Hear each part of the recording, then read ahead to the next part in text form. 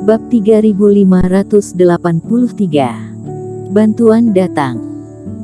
Setelah muncul, saat Erikin mengulurkan tangannya, tubuh naga besar itu terbang ke bawah dan napas naga yang begitu panas hingga seolah meleleh semuanya dimuntahkan dari mulutnya. Bang, bang, bang. Nyala api menyapu, membuat radius sekitar berubah menjadi lautan api dalam sekejap. Para pelayan darah itu awalnya dipaku ke tanah oleh guntur dan mereka harus berjuang untuk bangun, tetapi nyala api ditembakkan, ekor naga menyapu dan cakar naga dibombardir ke sana dan mereka langsung menjadi genangan daging. Siapa orang ini? Dia jelas-jelas kultivasi satu penurunan, bagaimana bisa dia lebih kuat dari dua kegagalan? Lari, kultivator ini berurusan dengan orang-orang berdarah itu, seharusnya bukan dari aliansi berdarah, tetapi istana bayangan akan mengurus masalah kita. Melihat metode yang mengejutkan ini, para kultivator di kejauhan menjadi pucat karena ketakutan dan kaki mereka menjadi lemas. Ratusan pelayan darah, di bawah serangan Erikin dan lebih dari setengahnya berubah menjadi genangan daging. Sisanya juga ditekan terlalu jauh untuk didekati. Jika mereka maju, aku khawatir tidak ada bedanya dengan para pelayan darah ini. Satu persatu, mereka tidak berani menyerang ruang benda berharga, sehingga mereka bergegas ke kejauhan. Pada saat ini, Tracer Taois juga mengeluarkan perahu roh. Erikin, ayo pergi. Kapal spiritual ini bentuknya sederhana dan ukurannya kecil, tetapi terang dan indah di atasnya. Rupanya pada saat seperti itu, Tracer Taois tidak berani melakukan apapun untuk menyembunyikannya dan mengeluarkan perahu roh rusak untuk menipu Erikin. Ketiganya mendarat di kapal spiritual dan Clarence juga memegang pedang abadi, menyapu 3 pedasan pedang dan menjatuhkan pelayan darah di depan mereka.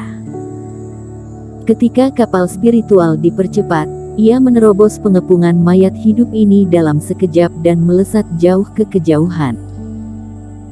Bagaimanapun, sekarang mereka bertiga memiliki tanda yang berkedip-kedip di kepala mereka dan mereka tidak peduli apakah mereka akan menarik perhatian atau tidak.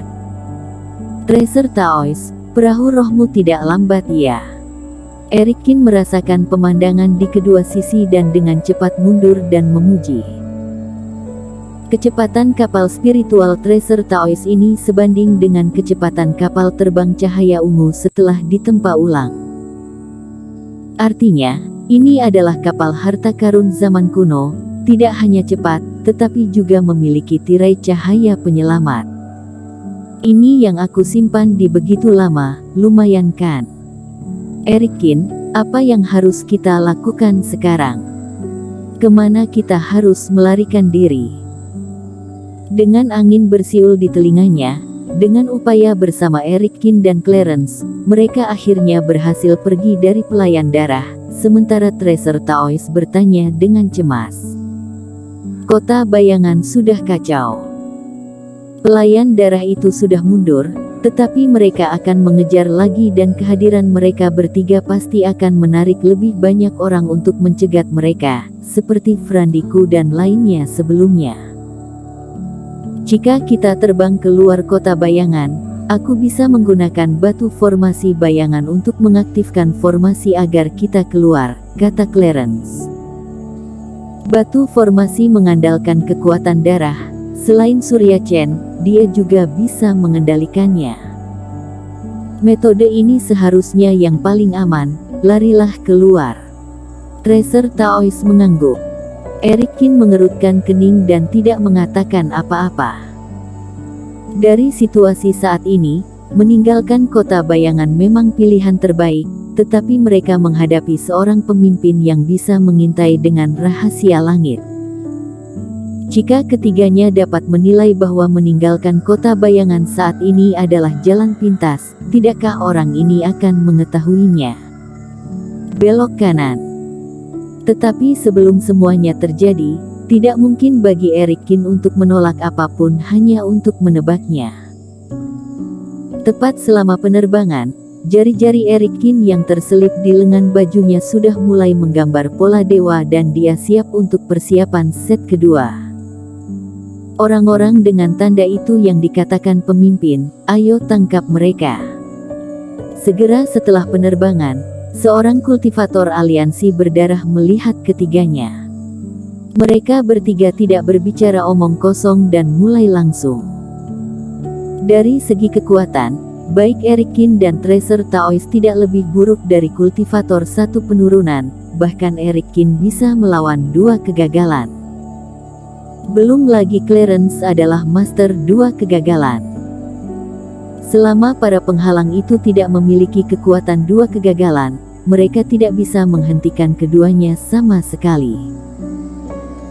Setelah membunuh 2 kelompok kultivator yang terkepung, mungkin secara bertahap menjauh dari jangkauan istana bayangan, para kultivator di sekitarnya dan pertempuran mulai berkurang.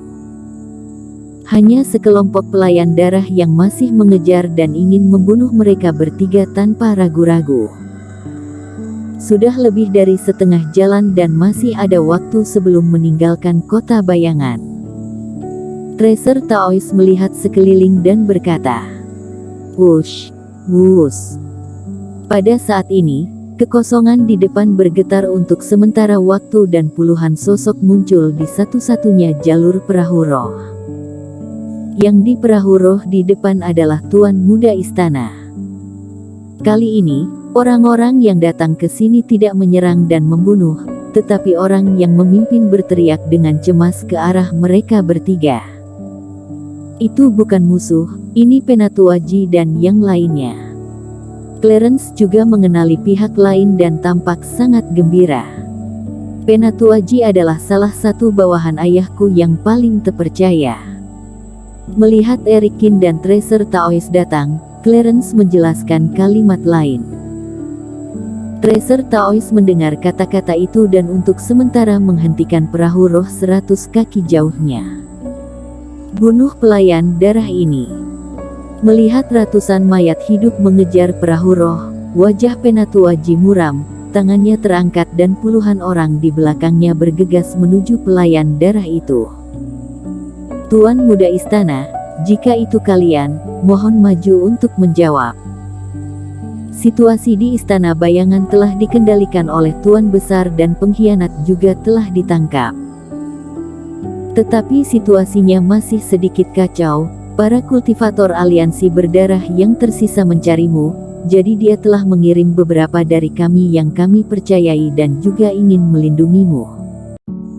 Setelah Penatuaji mengucapkan ini, dia menatap perahu roh dengan sungguh-sungguh.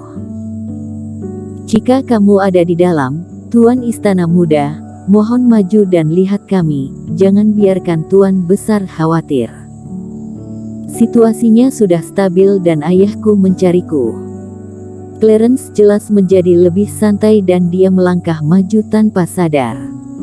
Teman seiman, jangan impulsif, itu mungkin palsu. Melihat Clarence berniat untuk maju, Tracer Taois dengan cepat mengingatkan. Clarence kemudian melirik Erikin dengan sedikit pertanyaan. Dalam hal ini, dia tidak yakin apakah yang dikatakan Penatuaji itu benar atau salah. Erikin menatap Penatuaji dalam-dalam dan memikirkannya. Kamu bilang kamu dikirim oleh Tuan Istana, maka Tuan Istana pasti sudah menjelaskan semuanya padamu. Tentu saja, Tuan Istana mengatakan bahwa batu formasi bayangan ada di tangan Tuan Muda Istana. Apakah ada Tuan Muda Istana ada di dalam? Mendengar Erikin berbicara alih-alih Clarence yang berbicara, Penatuaji sedikit mengernyit dan bertanya lagi. Ini tidak terburu-buru. Karena kamu di sini atas perintah, kamu harusnya tahu kata sandinya, kata Erikin. Kata sandi. Penatuaji terkejut. Ya, Tuan Istana memang mengatakan bahwa jika semuanya berjalan dengan baik, dia akan mengirim seseorang untuk menyelamatkanku, tetapi untuk menghindari penipuan, dia meninggalkan kata sandi. Teman seiman, berhenti bercanda, Aku belum pernah mendengar kata sandi sama sekali. Nona Clarence, aku Ronnie G. Aku yang melihat pertumbuhanmu sampai dewasa, kamu pasti sudah kenal karakterku, aku tidak akan menyakitimu. Penatua Ji mengerutkan kening dan mulai berteriak. Pada saat yang sama, dia melihat ke kiri dan ke kanan pada bawahannya, menunjukkan bahwa mereka siap untuk bertindak kapan saja. Jawabannya benar, memang tidak ada kata sandi. Sepertinya kamu memang dikirim oleh Tuan Istana. Namun kemudian yang membuat beberapa orang tercengang adalah bahwa Eric Kin ternyata setuju dengan pernyataan Penatua Ji. Teman seiman, sepertinya mereka benar-benar di sini untuk menyelamatkanmu, kamu harus pergi bersama mereka, kata Eric Kin. Bersambung.